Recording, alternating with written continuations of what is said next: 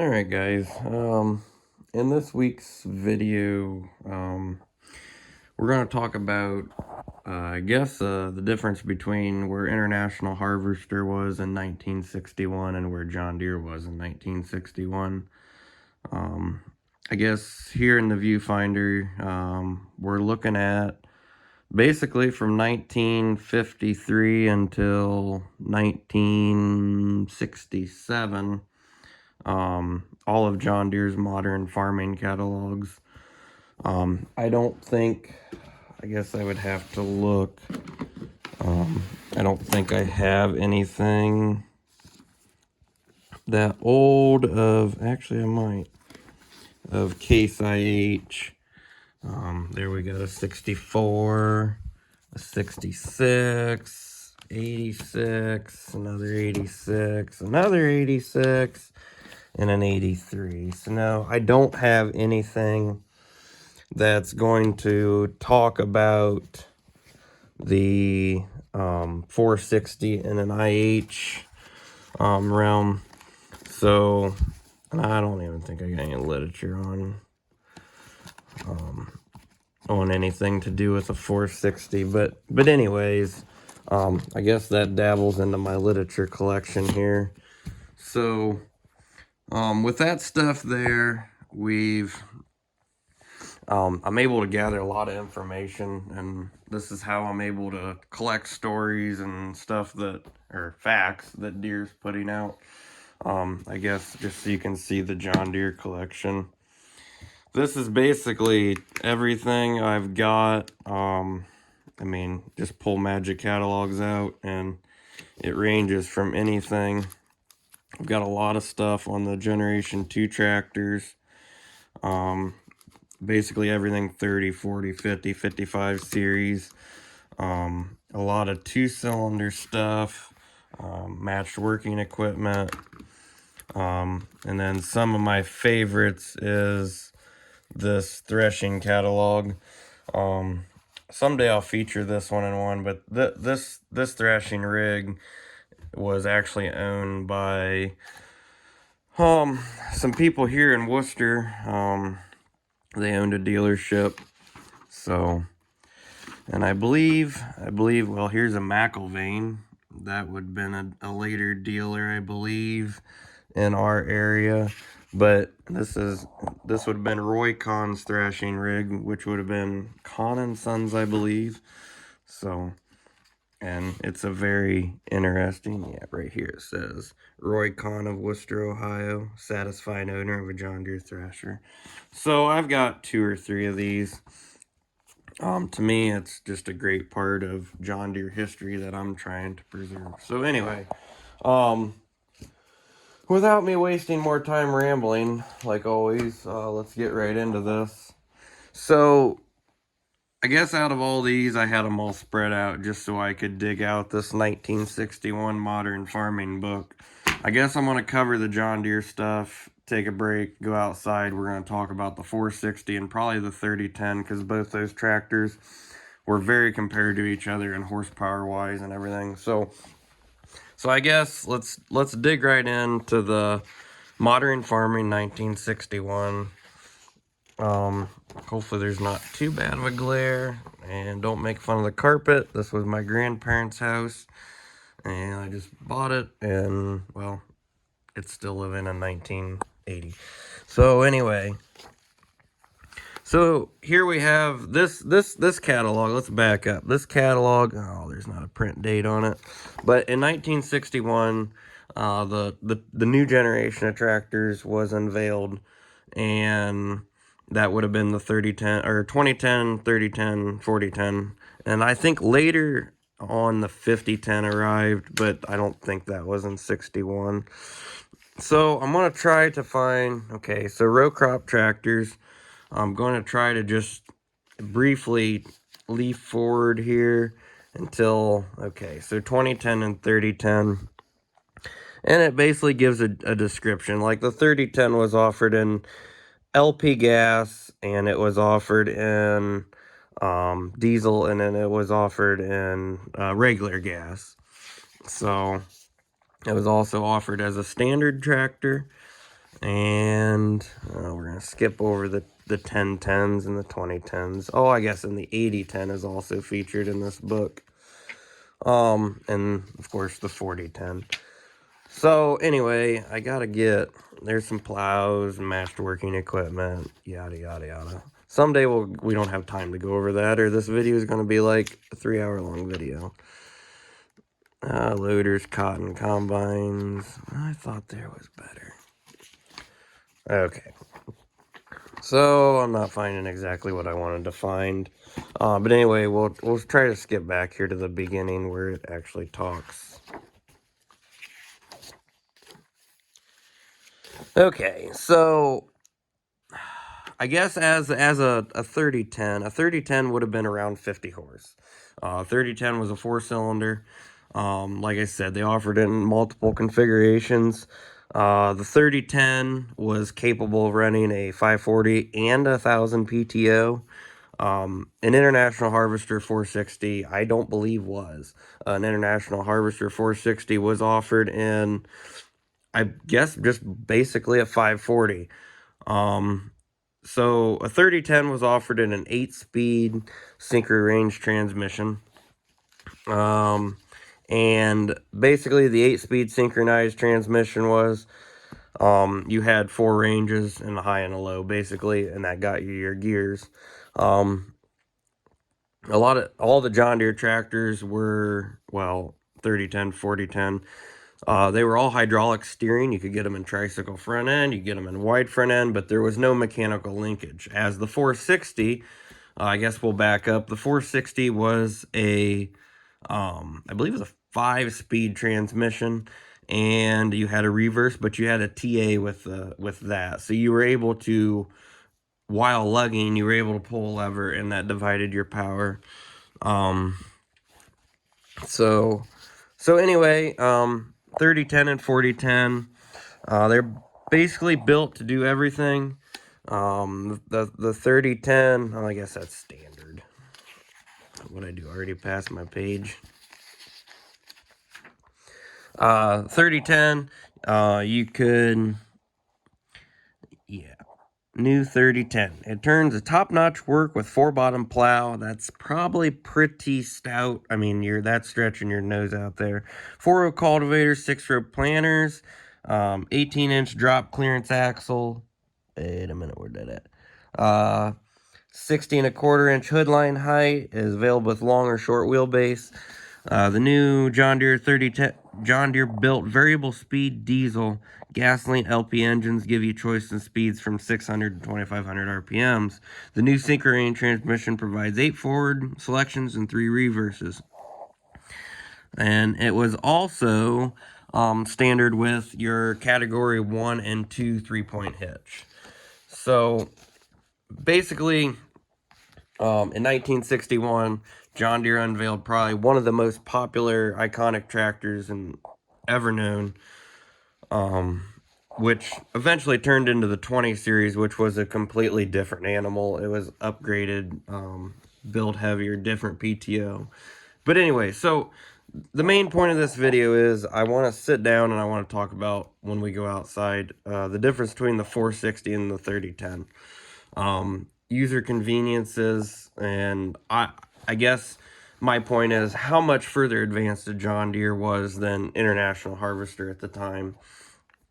So anyway, I guess I would like to give some more facts. I believe the 3010 and the 460 were both offered in basically a 50 to 55 horsepower drawbar range. Gas, diesel, it doesn't really matter. Obviously, the diesel is probably going to be a little more fuel economy.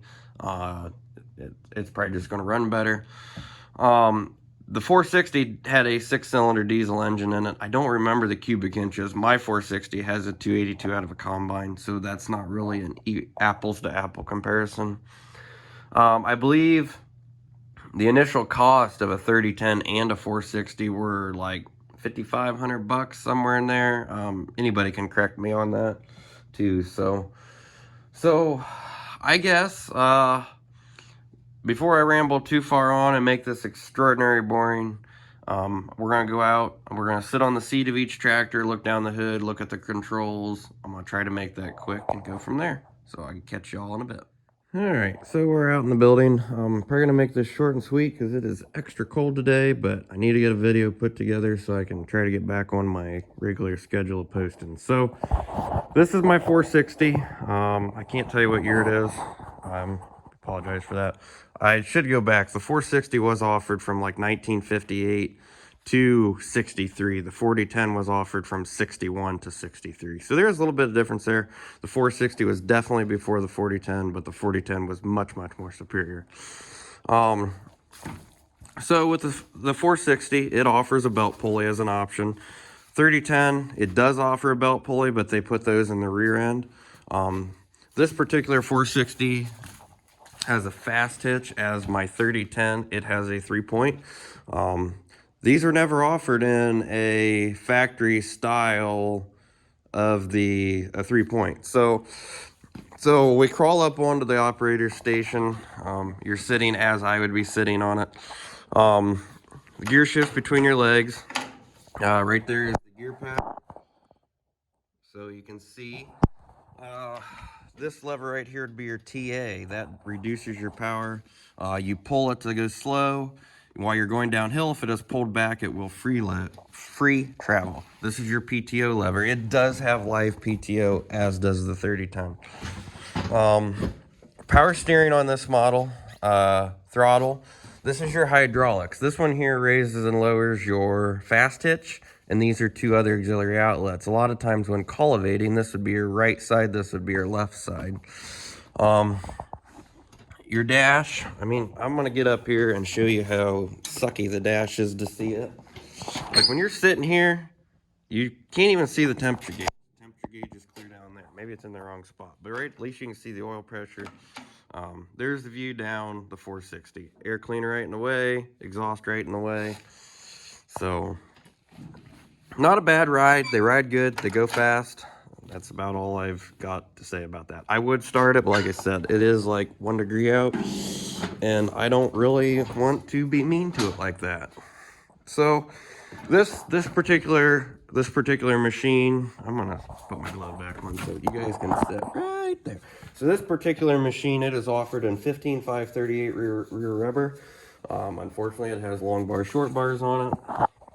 And it has option of rear wheel weights. It takes the same style rim as the 3010. The 3010 is offered in a 15.538 as well. And a lot of times this would have a 616. I have 95L 15s on the front end because I like the floaters. This tractor, I believe, has 616s offered on the front.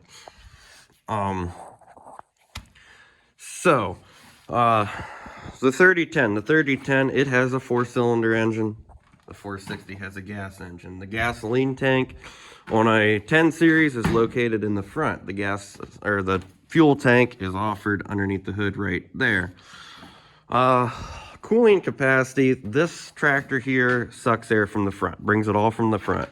These tractors bring all the air from right here, which when you got mounted corn pickers, anything mounted that restricts airflow, these do overheat in certain situations, but this one I feel is a better design. I don't know.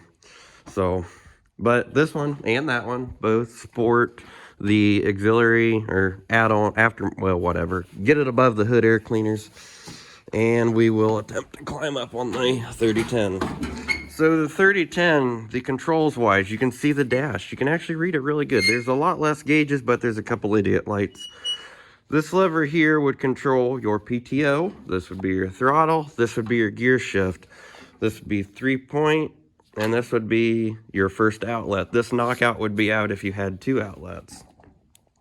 Other than that, there's really no other levers on that. This tractor does not offer a type of torque limiter or torque converter or TA, torque amplifier, but that is kind of the whole point of the synchro. Like when you're in gear, like let's just say that gear right there is 4th gear and you want to go down to 7th gear, you just shift down to 7th gear. You got to push the clutch, but between these 2 gears, this one and this one, they're synchronized. this tractor also has park. That tractor has parking brake lock. Like, you got to lock the brakes. Light switches here, keys there. I like the fenders on these better. They're flat tops. The look down the hood of a 3010, yes, the exhaust is still in your way, but everything's still in line. You can still line up the plant. This tractor, all of them have power steering because they are all hydraulic steering. Yeah. And this tractor has a 3-point on it. You can't really tell it. Oh, this tractor I actually basically built. I bought a couple tractors and basically made one with this one. I like the gas tractor because it does, I mean, if I wanted to start it up, as long as that battery's charged, it's going to wheel over and it's going to start. Play with the choke a little bit, let her warm up, and away you go. So I'm rushing this because the video is drawn out way longer than I had imagined it to because I'm windy. So anyway, apples for apples, let's just say that this was a 1961, which I'm not positive. Apples for apples, and you were in this situation and you needed to buy a tractor. This tractor here, I'm going to say weighs somewhere around 65 to 7,000 pounds. This tractor, I'm going to say, is about the same range.